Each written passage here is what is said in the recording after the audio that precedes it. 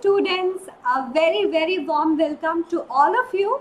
I hope all of you are doing fine and taking care of yourself in this tough time. Don't worry, yeah, I know things are not that good nowadays, but things will be fine. Just hold it up, everyone. Just hold it up. Who am I? My name is Anubha Gaur, your chemistry master teacher at Vedantu, and I welcome you all to our platform called as 9/10 English channel, where the mode of communication will be English, as you all have decided, you all have suggested that. So everyone, this session is very important for all the ICSE students because this is their most important topic, that is chemical bonding, where we are going to discuss covalent bonding in detail because this is session number 2. In session number 1, I have told you in detail about ionic bonding, electrovalent bonding in detail. So are you all ready to go into the world of your covalent bonding in a very amazing way? I'll try my level best that the topic will be so clear like water to all of you and your mind. Yeah, ma'am, it's super clear. And we'll discuss about water, by the way, don't worry. Okay, everyone. So let's start. I hope you all are having very high josh and super ready. But before starting, some quick solution of your problem, guys, that you are facing in your day-to-day life. And what are those that ma'ams are problems are so much, what to tell? Problem number 1, our doubts are not getting solved in the school, in the coaching institutes, and we are so much struggling. Doubt means instant doubt solving. I'm talking about that whenever I'm having certain problems, I'm not getting any solution, and the doubts will remain doubts, and that will haunt us in the exam time also because we don't have solution. And notes also, most of my time goes in waste in making notes. So what to do? Can I get proper notes of each and every topic? In what sense? I should know how to write it in the exam.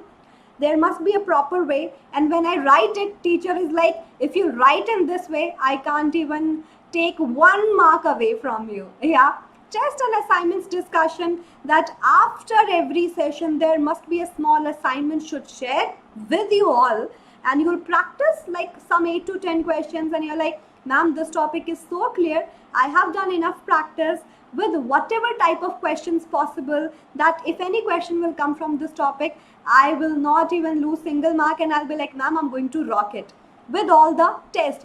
Every 15 days there must be a test, because in 21 days generally you guys forget whatever is being taught to you. So revision is necessary as well as test, and everything will be done with all the preparation of competitive exams. Ma'am, side by side I was thinking if I can prepare for JEE NEET, because that was my ultimate goal, or right now NTSC, Olympiad, maybe KVPY. So can I prepare for all those exams side by side with my boards and with the choice of schedule? Like, ma'am, I'm free for 3 hours and I can only give 3 hours to my online study, and is it possible that I can choose the timing and I will be available at that time and can attend the classes? Definitely possible with the choice of what your own language, that if you want to attend a English batch, Hindi plus English, or a proper English batch. So it's all up to you. You can choose that, and all of your problems can be solved with our platform, best learning platform Vedantu, with so much of bonuses like unlimited live classes. You guys can attend 8 to 10 classes. It's all up to you. If you're free, you can attend 1 to 2 classes if you are too much of burden and you want to plan in such a way that every day I'll take 2 to 3 sessions, I'll cover it up. And all the micro courses. Micro courses are chapter based courses that if you miss out certain things, and if there are certainly some doubts left even after instant doubt solving, then you can be a part of those unlimited micro courses, and all of your problems can be solved with the help of master teachers, class teachers who are totally dedicated to solve your doubts, and no doubt will remain a doubt after all. And performance report, real-time analysis after every session, that how you have done in the entire class. You will get all the leaderboards, all the points, and it will be amazing journey, trust me, with the personalized attention of master teachers and all the class teachers. So isn't it amazing? And it's like one-step solution. That's this. I have given the link vdnt.in/ytpro. It's so easy. All you have to do is to click on this link, will be there in the description box, and this page will open to your screen. You have to select your grade. Definitely you are 10th class ICSE students, you can select that. If any one of you from some other grade, they can choose that with their target CBSE, and if anyone is from state board, they can also choose CBSE, because all the NCERT books are going to be followed side by side. ICSE and Maharashtra board also, they can also choose and can take subscription like all the subscription of Amazon, Netflix, but this is best because they are giving you education, best education at the minimum possible price. If you go for 1 month, that course was supposed to be for 4,000. You will get already extra discount because Vedantu is trying to help you out in this situation. And after applying teacher code AGEPRO, same course you will get for 2294. It's like I'm having certain topics in my mind which I want to study. Take 1 month subscription and get all your doubts cleared, and give a chance to Vedantu that how it will be doing. And after that you can select for 3 months and 6 months also. That giving a chance is totally possible. For 3 months the course was for 10,000, at discount 6,999, extra 27% you can save on this MRP if you again apply AGEPRO code Anubha Gaur English Pro subscription. Every month you just have to pay 1983. So beneficial again. And if I talk about 6 months, 16,000 to 11,499, and after discount of AGEPRO code, because teacher code will give you extra discount, you can save 40% on MRP, and you are just going to pay 1629 per month. Trust me, 1629 in a month with all the subject, English SST also, with all your science subjects, with their best master teachers, and mathematics also, is not a big deal. It's like giving only 10 rupees per session. And I don't think that chips will be a better option, but your study is a better option. You are gaining so much of knowledge and not obesity. Yeah, so you can choose this one, students. It will be amazing. And do not forget these two things. AGEPRO code is a must. Okay, because everyone needs discount, everyone loves discount. Yeah, everyone. So let's not wait anymore, because I'm going to teach you covalent bonding right now, and I hope you're ready. What are the different types of covalent bonding? We'll do so many examples possible. So let's not wait anymore. Let's start right now and let's hit it. Let's hit it. Mode of chemical combination 1, I've taught you in the last session that how an electron or number of electrons are getting transferred from your metal to non-metal, right? And the transfer of electron is the main reason to make your ionic bonding, also called as covalent bonding. That is already done in the last session. Hope you have seen the video. If you haven't seen it yet, please check it out. And now we will talk about how sharing of electrons can also happen between two elements or more than two elements, and what kind of a bond formation is going to be there. So let's discuss that, students. Let's discuss all the possible type of bonding in this session only. So let's not wait. So what's the meaning of co here, students? Co itself means sharing. Okay, so where bonding is going to happen due to sharing of electrons, and that to what? Never forget this thing. Mutual sharing of electrons. It's not like one is believe in sharing and other one does not believe in sharing. That cannot happen. Both should share their electrons mutually, then only you're going to get covalent bond. And you have so many examples. I have two hydrogen atom, and every hydrogen atom is having one valence electron. So I'm going to draw a special kind of a structure that we call as electron dot structure. What do you do in that? You'll write the electron, valence electron, on the symbol of the atom involved with either dot or cross or star. So here I'm using dot, here I'm using a star. So mutual sharing means hydrogen is saying to other hydrogen, please, I have one electron. If you'll share one electron of yours, I'll be too stable. Why? Because for me, gaining 2 electron, having 2 electron means my octet is complete. Not octet, duplet is complete, because for hydrogen only one shell is involved, and that can carry only 2 electron. Hydrogen will share this electron and its duplet is complete. I'm drawing electron cloud. What is electron cloud, everyone? This is electron cloud of this hydrogen where it's electron present and giving stability to this hydrogen. And for this hydrogen, mutual sharing means it's saying to other hydrogen, if you are sharing one electron of mine, you have to share your one electron with me also. That's what mutual sharing. How much electrons? It is going to, this hydrogen is sharing to other atom. This one will do the same job. So total sharing is of 2 electrons, and these 2 electrons by sharing is giving a single covalent bond. Single bond is possible, single covalent bond is possible because of sharing of 2 electrons. So there are so many examples that we are going to discuss where we are going to have same atoms and can have different atoms also. And let's discuss what different type of covalent bonding are also possible. Yeah? Okay. So first of all, what are all the important points that we should keep in mind while discussing covalent bonding? First of all, which kind of elements are going to make covalent bond? Only non-metal. Only non-metals are going to make covalent bond, all right? So hydrogen is making bond with hydrogen, chlorine, nitrogen, oxygen because they are non-metal. Non-metal believes in sharing of electron because there is no one that can donate its electron. So they'll share and gives covalent bonding. Okay, this is very much important to know. Please make a point. The atoms of non-metals having 5, 6 or 7 electron in their valence shell is the one that is going to give you covalent bonding. But we have certain exception like carbon, that is a non-metal having 4 electron, 4 valence electron, and hydrogen having 1 valence electron. So when I talk about carbon, hydrogen, they'll also believe in covalent bonding, but having 4 and 1 valence electron. Apart from that, all the non-metals that are going to associate for covalent bonding is going to have either 5, 6 or 7 valence electron.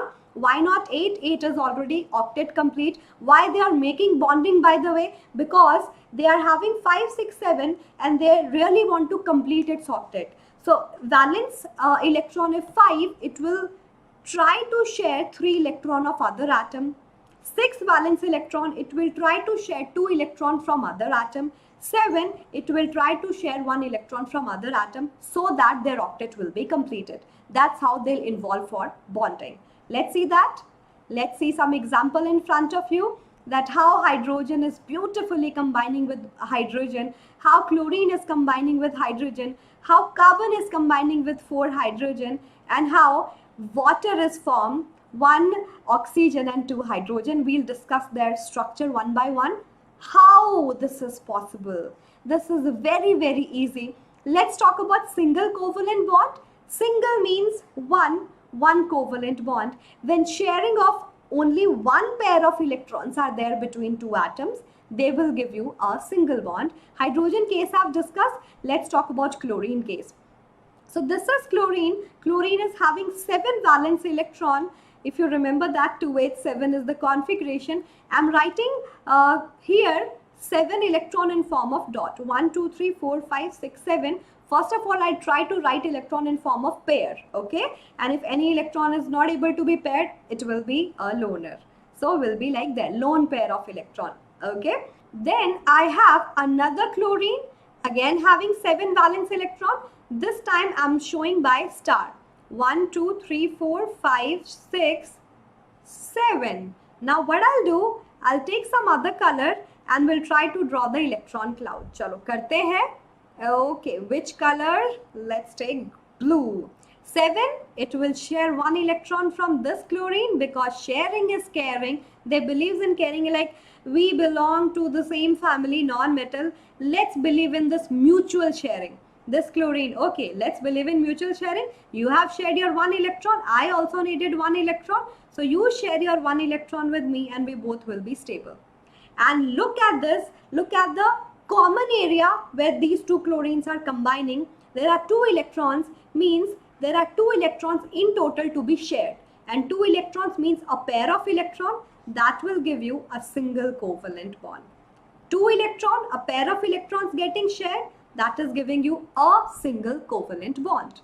Clear? Example is pretty much clear. You can see that with the beautiful GIF given to you.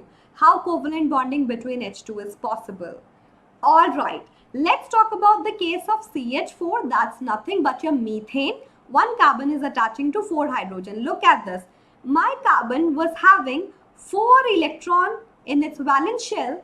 4 hydrogen came having 1 valence electron, right? So carbon having 4 valence electron need to be shared 4 more electron, then only its octet will be completed.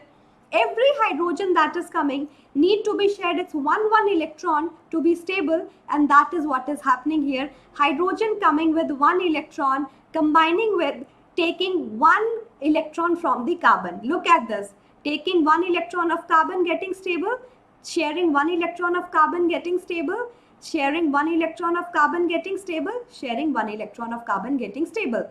All of the hydrogen is getting stability here, so as carbon, because of mutual sharing. Look at this. I'll show it without any GIF. 4 electron with carbon, 1 electron with hydrogen, and now let's see. Hydrogen is like, please carbon, share your electron. We will be super stable. And all 4 hydrogen is sharing 1 electron of carbon, and carbon is like, okay, what about mutual sharing? I'll also share. So 4 electron it will share from these 4 different atoms. 1, 2, 3, 4. Okay, look at the electron cloud of carbon having 8 electron, its octet is complete. So carbon hydrogen, single bond, single bond, single bond, single bond, because of the sharing of 2 electrons. So my CH4 is having 4 single covalent bond. All right, and the case of chlorine is already done. That means you got what is single covalent bonding in very detail. Now double covalent bond is definitely double covalent bond when there are total 4 electrons being shared between 2 atoms. That means 2 pair of electrons. Let's see with this example, oxygen. Let's try to draw. Oxygen's configuration is 2,6, having 6 electron on its valence shell. Another oxygen with 6 electron. Again, it's all about mutual sharing. So look at this, how mutual sharing will occur. Oxygen is like 6. 2 you share, I'll be super stable, this oxygen. Okay, equal sharing, mutual sharing. 2 you also share, I'll be stable too.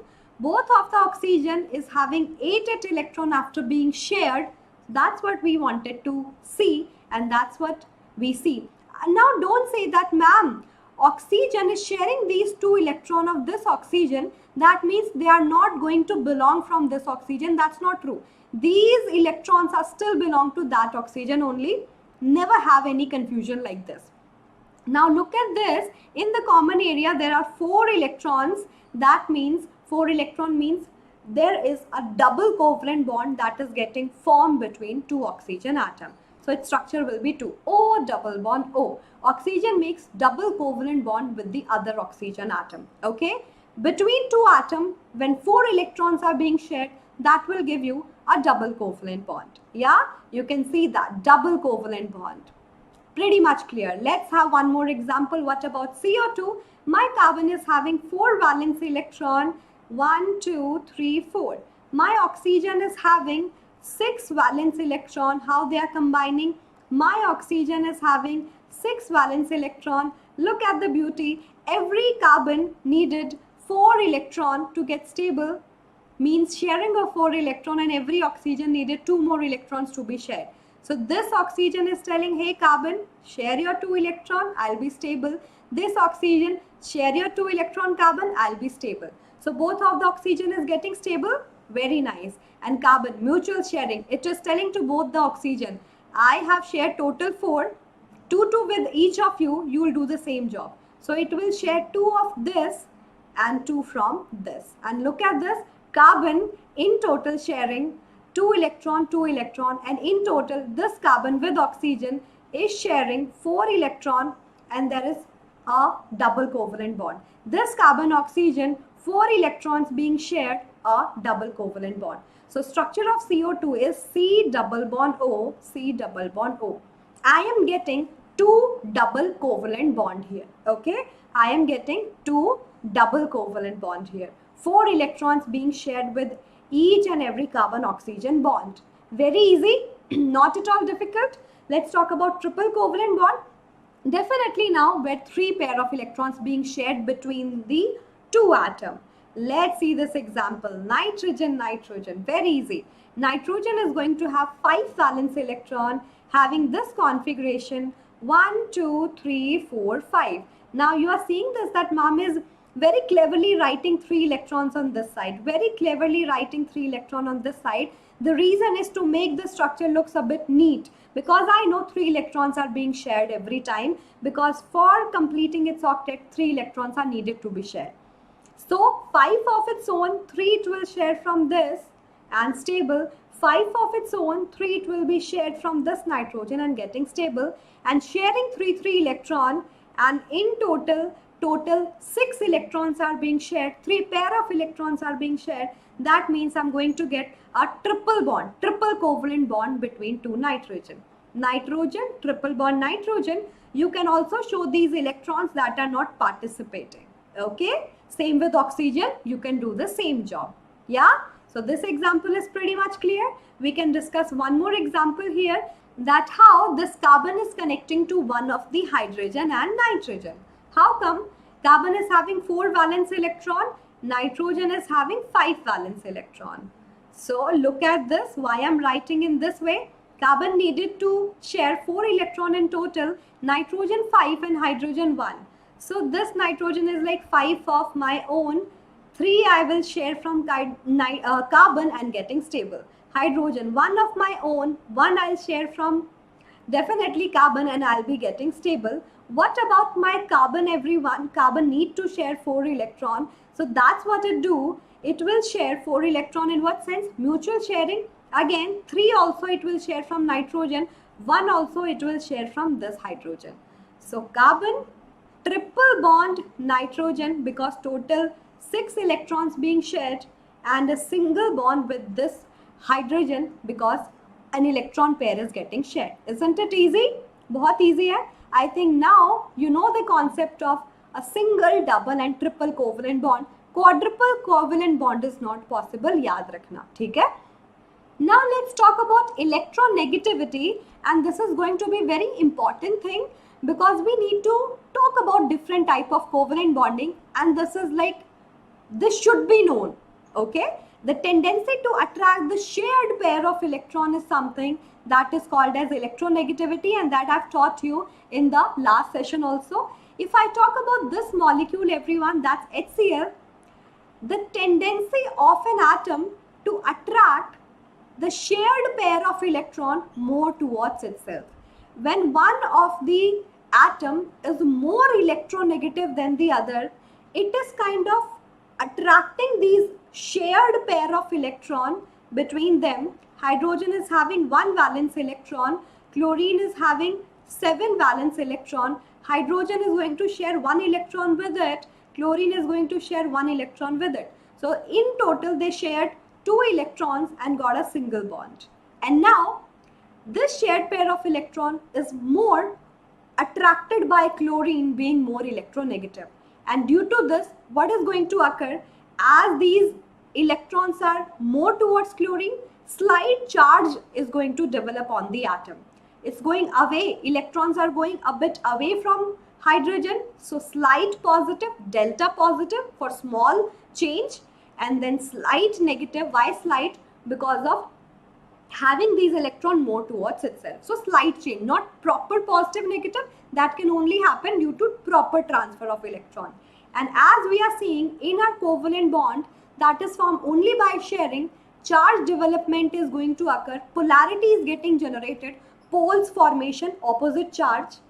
These kind of a compounds are called as polar covalent compound. Polar for polarity, polar for getting a charge separation here. Are you getting this? Yes, very nice, very nice. So we have some values of electronegativity which are like very much common. These are nothing but a fixed kind of a number. It's like hydrogen is having 2.2, carbon 2.5, nitrogen 3. It's like a scale, and 4 is like a maximum value. Why so? Because fluorine is most electronegative element in the periodic table, and for that we have given the value 4. Okay, and 1, 2, very electropositive element, because they don't want to gain the electron at all.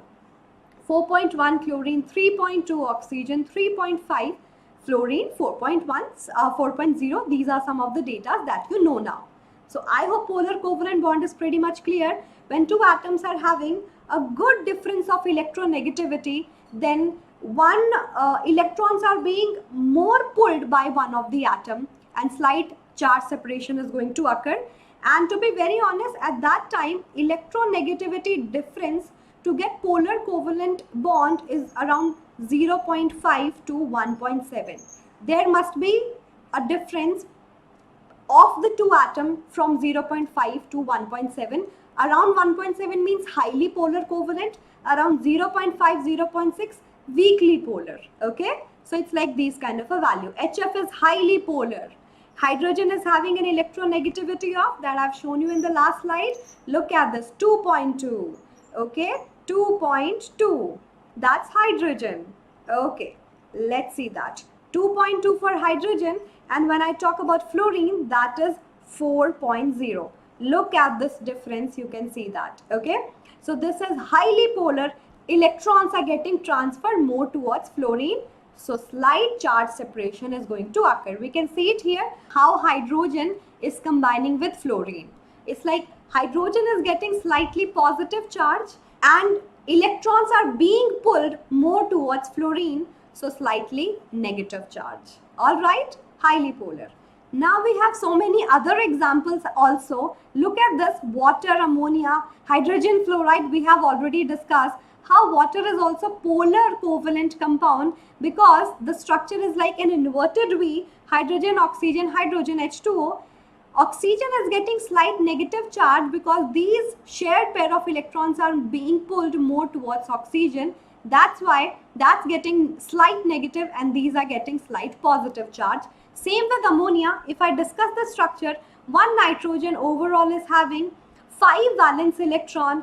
Every hydrogen is having 1 valence electron. Hydrogen is going to share 1 electron, 1 electron from each of the nitrogen's electron. Nitrogen is having its 5 valence electron. It is somehow going to share 3 electron with 3 hydrogen.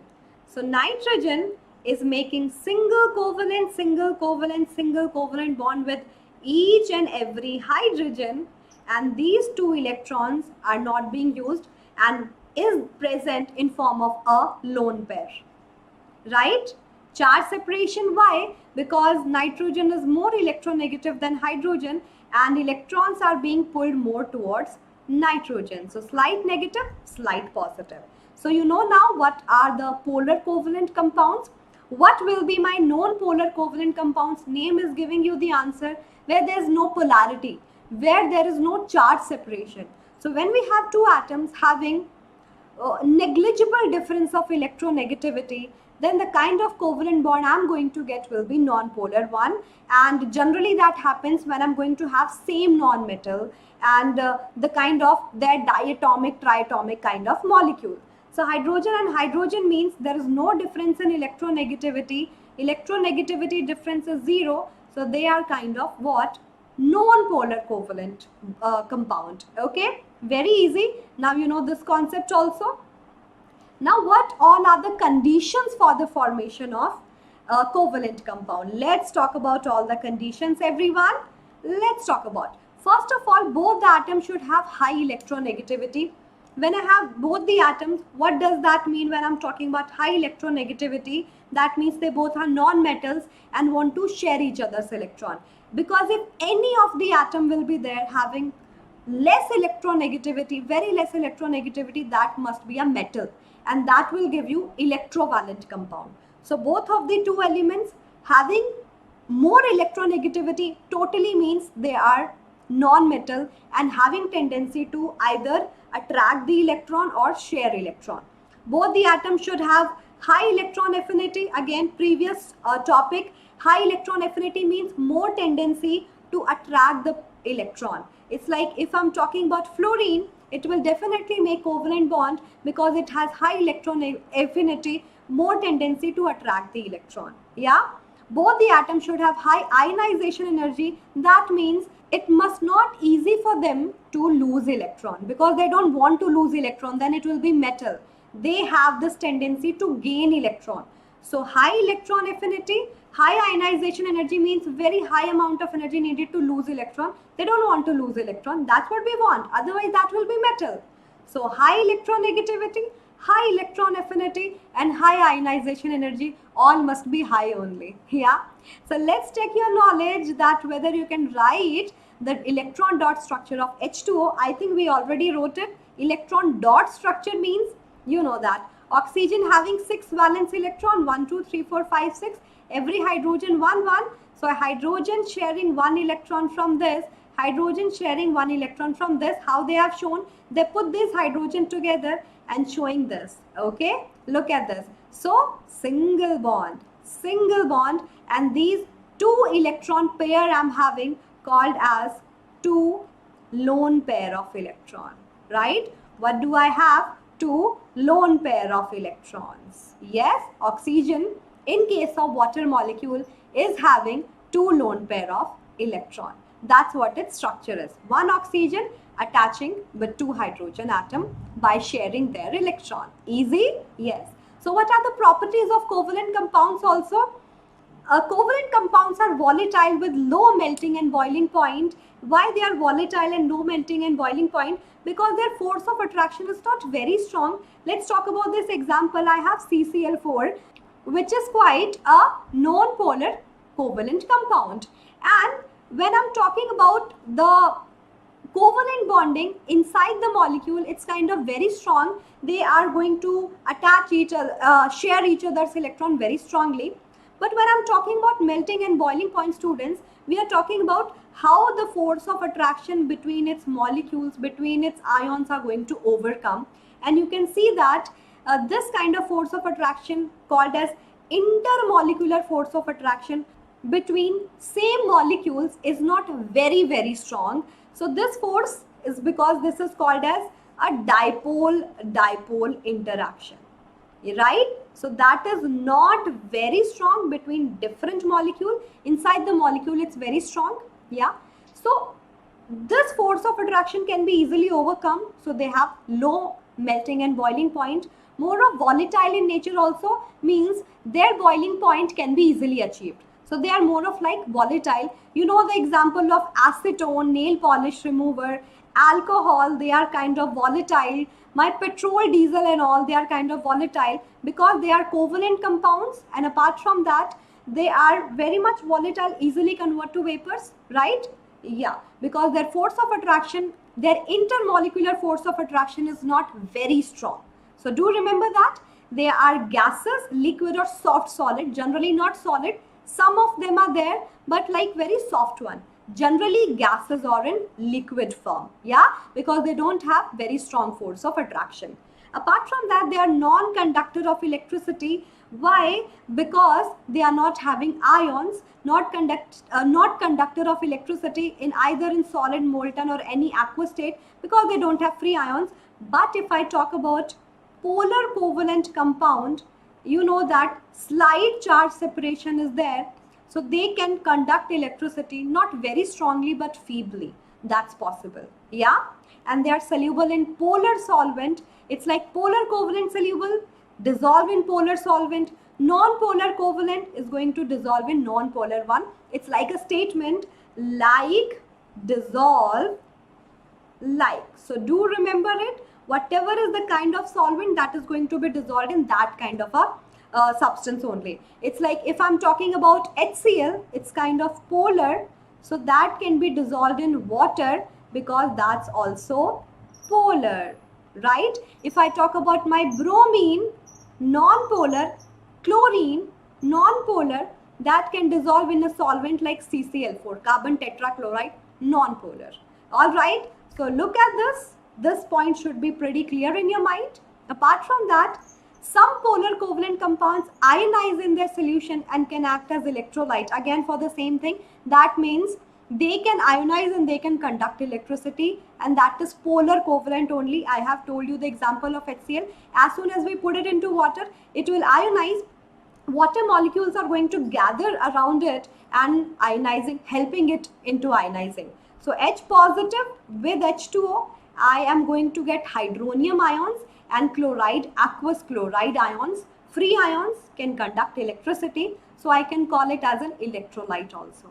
All the points are clear, students, that it's polar covalent compound, can act as electrolyte, can conduct electricity, soluble in what? Like dissolve like, polar dissolve in polar solvent, non-polar dissolve in non-polar, and they are soft, solid, generally gases or liquid, having low melting and boiling point, and more of like volatile in nature. I hope everything is clear. Now I have a homework for you, that is carbon dioxide a polar compound? Yes or no? And then prove it. Apart from that, is CCl4 soluble in water? Yes or no? Then prove it. Easy question, but I want to know your say, what you all have to say for this. It's very important to do your homework. All right, students. So in today's session, we learned totally about more of chemical combination, that is covalent bonding, and that's different types. In the next session, what are we going to do, students? Coordinate covalent bonding. It's more of like a very important topic, so please do not miss it. Hope you like the video. Hope you'll choose your right subscription at Vedantu in less than 10 rupees. All you have to do is to visit the link given to you and go and select your right grade and your target, and choose your subscription for 1 month, 3 months or 6 months with extra benefit by applying the coupon code AGE Pro, and you can save 15, 27 and 40% also, and can get special discount. It's like less than 1629 rupees per month, which is not a bad deal. So please visit it and do not forget to apply the coupon code. I would love to see you guys in my sessions. I take sessions at Vedantu platform equally, so do not miss this chance. And thank you so much for watching this video. I hope you already hit the thumbs up button. If you haven't done it yet, please do it right now. Hit the video, hit the like button of the video, share it to your friends so that they can also come and see how it works, and subscribe to the channel. Give equal love to this channel also if you haven't done it yet. Reach out to me on my email ID. I love this session. I hope you loved it too. Do let me know all your response in the comment section. I'll meet you soon.